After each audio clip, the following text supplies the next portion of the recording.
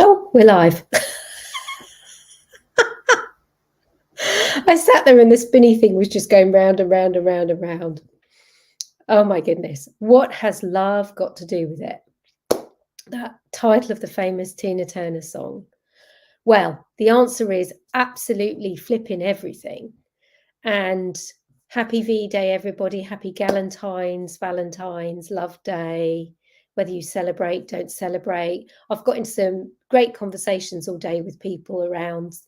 It's such an emotive day for everyone, isn't it? It's such an emotive day. You know, some people staunchly don't celebrate. Some people think love should be something that happens every day. I agree with that, but why not add a little extra sparkle today? Some people are all about flowers, hearts, and roses.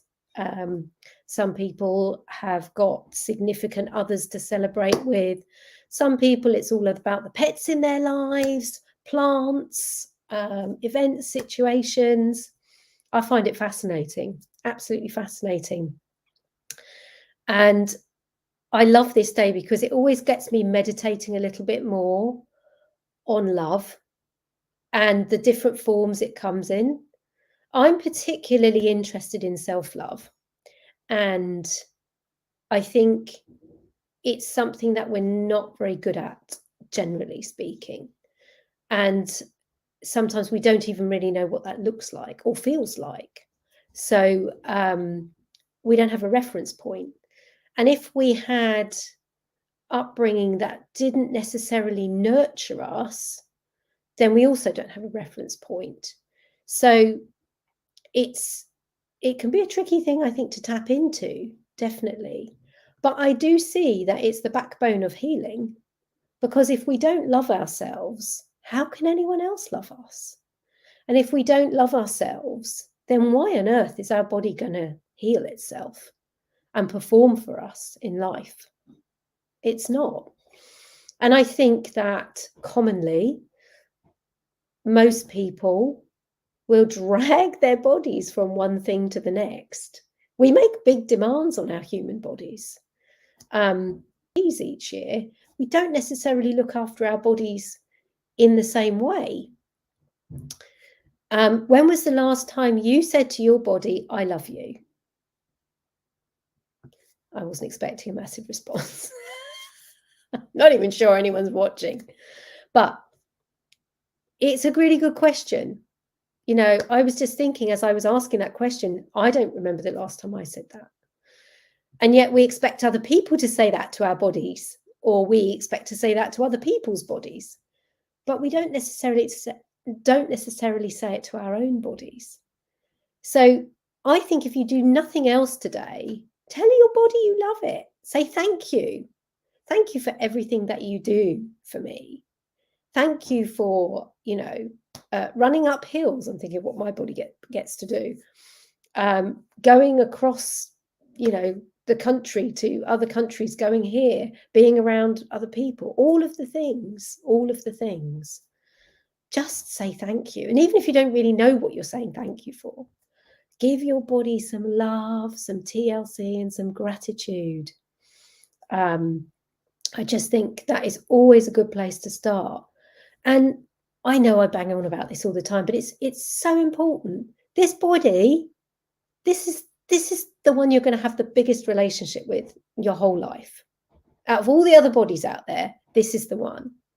So if you can't fall in love with yourself and your body, then there's very little hope for having a good relationship with anyone else out there. So I always think, when I know that Valentine's can bring up a lot for people who are not in relationships and want to be in relationships. Some people are quite happy being single. But for those that want to be in relationships that aren't in relationships, I think it can bring up a lot for them. But why not start to cultivate the relationship you have with yourself, with your own body, and really nurture that?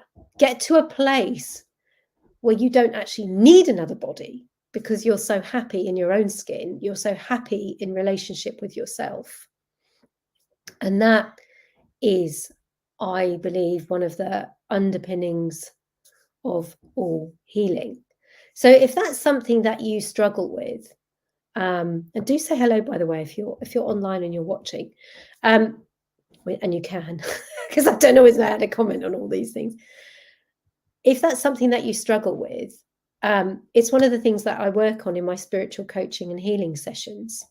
So I'm a clairvoyant. I use my clairvoyance to look at your energy field and see who you are in your purest light, and anything affecting you being your purest light in that skin that you are in this lifetime.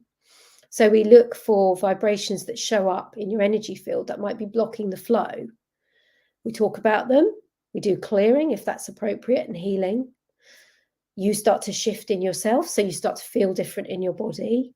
I usually give homework, and because that keeps the self-maintenance going. And then you go away, you start to feel different in your body, you feel different in your life, you make different decisions, you feel differently about yourself, and you go and create the life that you want to live.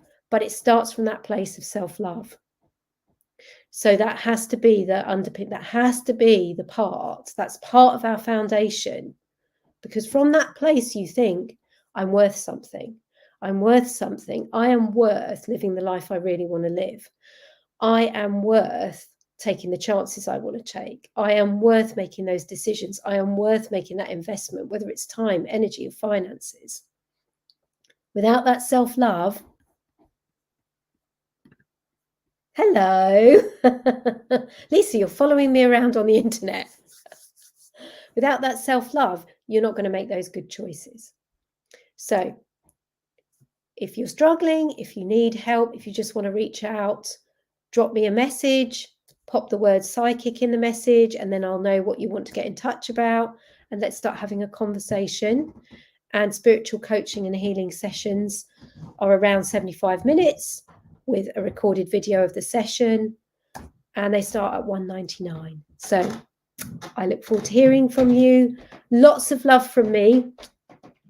Have a wonderful rest of the day in your V-Day world. I was supposed to do that sign thing on it.